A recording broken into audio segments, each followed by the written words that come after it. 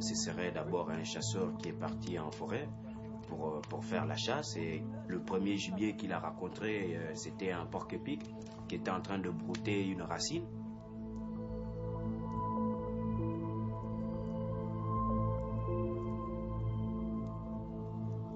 Et donc le chasseur qui s'appelle Iboga est arrivé et il a pris sa lance et ça a transpercé le porc-épic, et en plus ça a aussi transpercé la racine.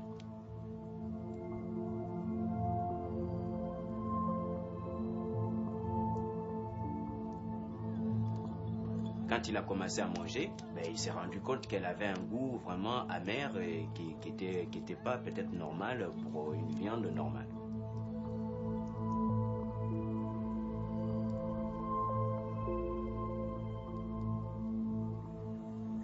À partir du moment où il a consommé cette plante, il a commencé à avoir les visions, et c'est à partir de ce moment-là qu'il a compris qu'il y avait quelque chose, il y avait un rapport entre les deux qui ont fait qu'il découvre en fait cette plante.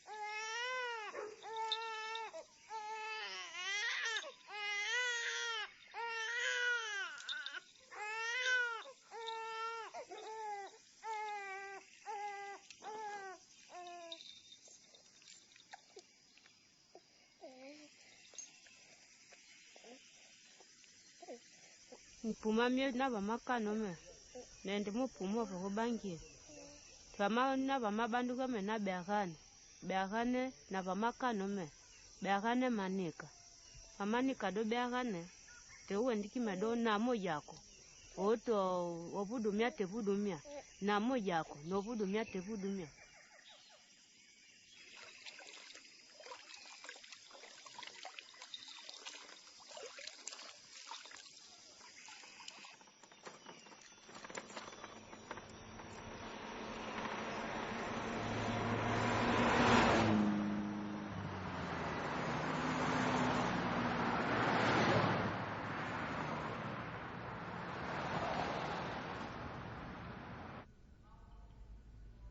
My little girl's name's Lexi, and my two boys are Monty, who's after my father, who passed away, and the other one is Sai, after my name, Sai. And they're great, total inspirations for me. But my heroin use, I was able to hide it from everybody. I mean, I was pretty active heroin addict. Hadn't lost my job. Hadn't lost my family yet, but I was about ready to. And I knew I just wanted to stop. I have to use daily to get up out of bed, and I would do maybe close to a gram a day, and then I would always mix it with speed so that the heroin and the speed would kind of keep me balanced. But it's no life to live. Every morning you wake up and you're so sick. till you get your first fix.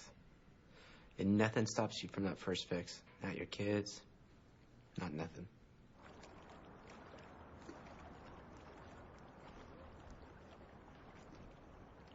I was having breakfast with a friend of mine who was a chemist, and he was going through a freezer he had, and the freezer was full of different types of drugs.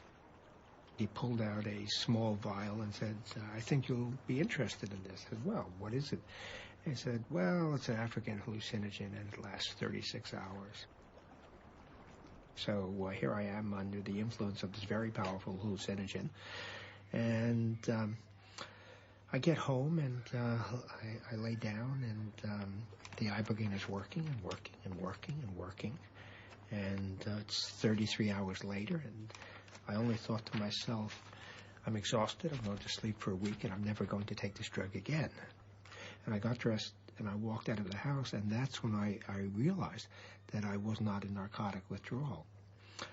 And I looked at this large tree in front of me, and I looked at the clouds in the sky, and I realized that for the first time in my life, I was not frightened, and perceived that my entire life had been full of fear.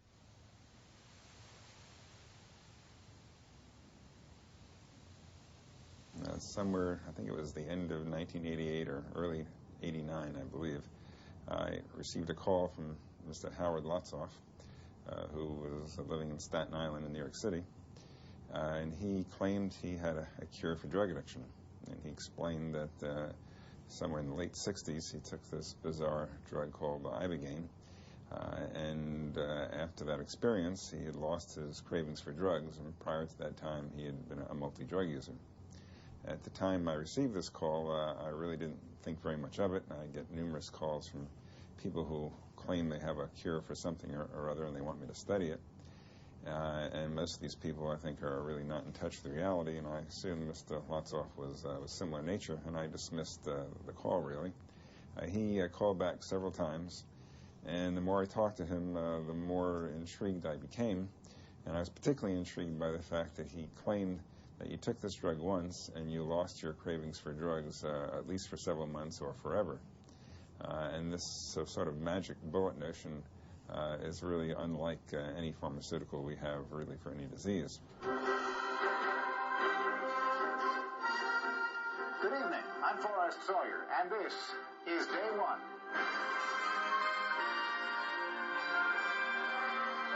What if we could cure drug addiction with a single pill? I'm clean. I don't have any cravings for cocaine. But the cure itself makes you high. And government researchers wonder if it really cures anything at all. Ibogaine is a psychedelic drug that puts its users on a 3-day trip. It's illegal in the U.S., and no one knows if it really works. It took me from 1984 to 1991 through the leadership of 3 different directors of the National Institute on Drug Abuse to finally get them to take a serious look at Ibogaine. Now, imagine that you are a doctor. You spend 12 years getting your education. You spend 15 years in the field becoming an expert. And then the last thing you're going to want to hear is some former heroin addict went and discovered the effective medication that you're looking for. So there was enormous resistance. The Drug Enforcement Agency says Ibogaine has a high potential for abuse and no accepted medical use in treatment.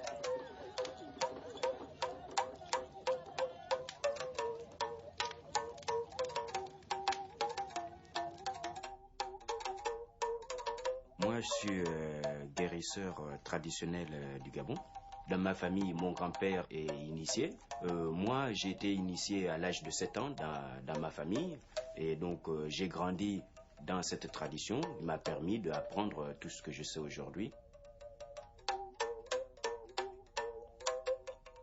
Ça, c'est la racine de l'Iboga. Et là, elle est dans son état brut. Donc, c'est un échantillon que j'ai déraciné pour toujours montrer aux gens à partir du moment où ils ont besoin de savoir à quoi ça ressemble l'Iboga. Et donc, nous, par exemple, dans l'Iboga, on n'utilise pas tout ça. On n'utilise ni le bois, on n'utilise ni cette première peau. On râpe la première écorce de la racine n'est pas mangeable. Donc on ne la consomme pas, la première écorce. Mais c'est la deuxième écorce. Donc à partir du moment où tu vas râper la deuxième écorce, tu verras apparaître à peine le bois. Et donc c'est cette deuxième écorce qui se consomme et qui a les vertus thérapeutiques pour l'initiation à l'iboga.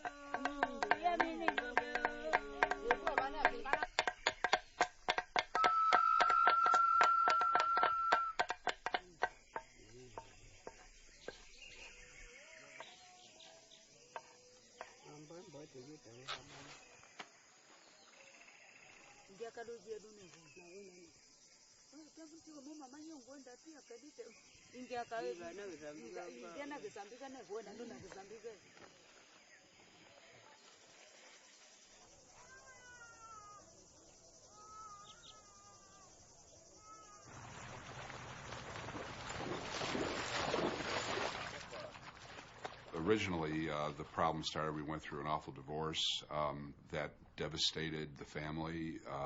It overnight changed our standard of living.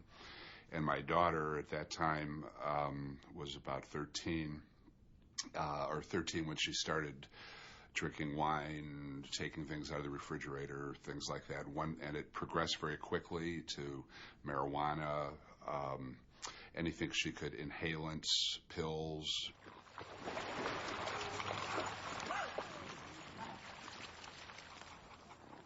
Pretty quickly it progressed till I was doing crack and heroin when I was around 16, and once I was addicted to drugs I couldn't work or go to school. I knew that it was so bad that it was going to kill me, but I just couldn't stop. Like the first chance I would get $5 in my hand, it was like this uncontrollable response. But I did come to a place where it was really clear that I had to find a way to get sober, or I was just going to die really soon. I never could accept the philosophy of tough love. I just couldn't. Everyone around me said the only way that you can help is by stepping back and no form of support. But her drug use had gotten so severe that I couldn't step back and just wait for the worst to happen. So I started learning about how to help. I sent her to a number of treatment centers, one in California, one in Dayton, one in Cleveland, all over, and all very expensive, thinking the better the care, the better it would help. Nothing would last. She would go through it. She got so knowledgeable she could teach the courses. She knew it here. But she said, in discussing her relapses, she'd say, I just can't help it. On a number of occasions,